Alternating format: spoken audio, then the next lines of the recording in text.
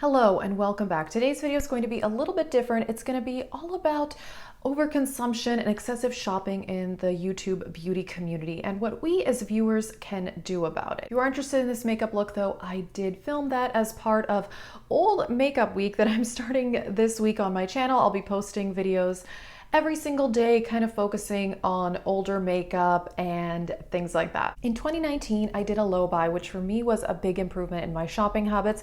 However, I did just post a pretty large haul 2 days ago on my channel. And even though I stayed within my allotted budget, I really don't want to contribute to overconsumption because it does have some pretty bad effects overall. I want to focus on my love of makeup and using the makeup that I have instead of just constantly buying new products. Definitely love makeup and it is my hobby, I would say, but I don't want shopping for makeup to be my hobby. So anyway, that's what I'll be talking about in this video. And if you're interested, stay tuned for the rest of Old Makeup Week and let's get into it.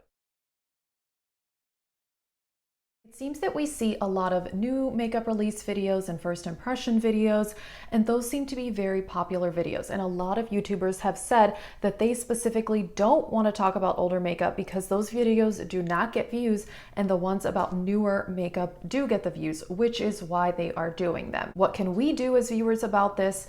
I would say you can still watch those videos. Obviously, they're fun and entertaining, but you don't have to buy all the products that people are talking about. You can get inspired by the looks, which is what I like to do. I like to see somebody's eye look in a video, and if I really enjoy it, try to just recreate it with what I have. You can do so many different looks with so many different palettes.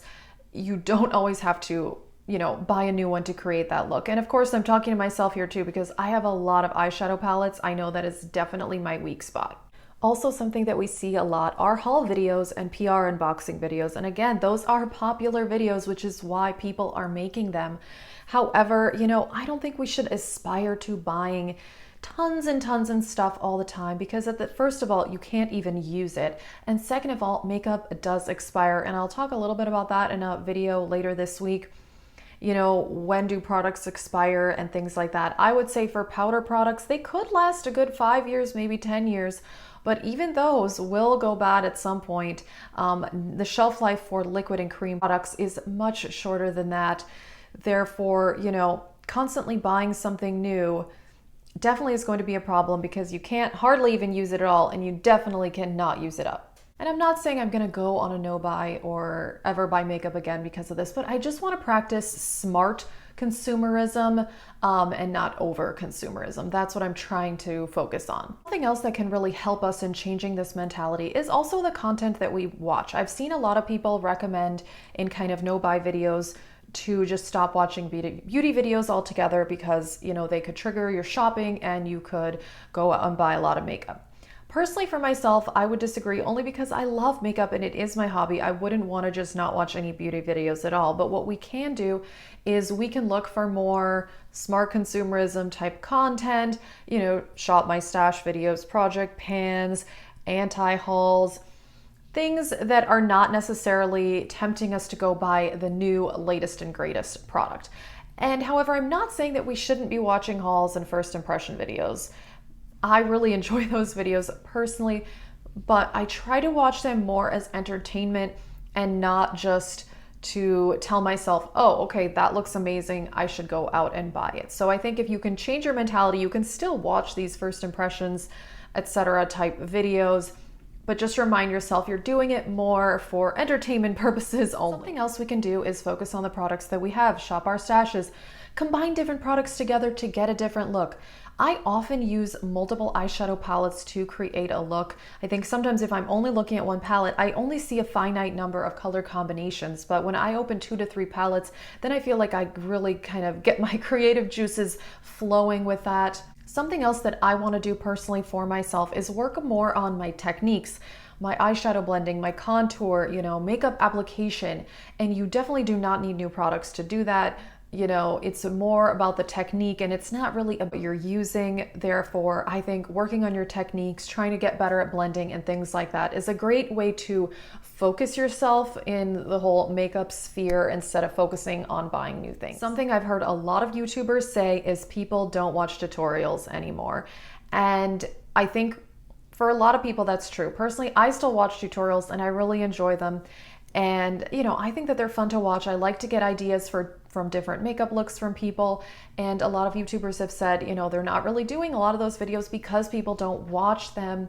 And, especially if this is your job, the numbers on your videos do really matter. I think it matters less, if you don't depend on that for your livelihood. But if you do, I can't blame someone for saying they're not going to do a video that is less popular. But we should be watching those videos if we enjoy them, because and that kind of helps promote this more smart consumerism, and you don't just constantly have to be doing hauls. Something else I want to talk about in the beauty community is those massive clothing hauls. And these are also very common videos, and a lot of them, they are sponsored or the clothes were sent to them for free. I have no problem with PR or sponsored content. Personally, I think if the person really enjoys the products, there's really nothing wrong with that, and I have no qualms about that. However, buying a massive amount of clothes every week or every month is really not sustainable for yourself, in that you can't even wear it, but also for the environment. I'm sure you guys have seen there's a lot of documentaries about the clothing industry now, and something that I saw in several of those that I will say surprised me is that a lot of the clothes that we donate, if they don't get purchased at these whatever secondhand stores we're giving them to, they end up in landfills. And that one kind of hit me hard, because I used to own tons and tons of clothing, way more than I have now, and I donated probably 90% of it. And now I'm kind of like, oh gosh, I thought I was doing something great, and who knows where that ended up. That's a little bit sad to think about, and that has really helped me not buy clothing or accessories very often, actually pretty rarely. Personally though, I love watching those clothing hauls. I really do. I like them more for fashion inspiration. So I'll look at the outfits, see what I like, what colors do I like, and I'll look in my closet and see if I have something similar. And if there's something I really, really enjoy and I think I'll wear, that's the other part of this that I'll mention, then I will just go buy one new thing. I think buying an entire new wardrobe every month or every other month is generally just not a good idea, and you probably won't even have time to wear all those clothes anyway. And a lot of the clothes, they may not be our style. We may like it. This is something I've fallen into. I love the way something looks, and then I buy something, but it's not really my style, even though I like the way it looks, and then I never end up wearing it, which is just ridiculous. So I've tried not to do that. Another thing that has helped me as far as clothing shopping goes is I have a very small closet now.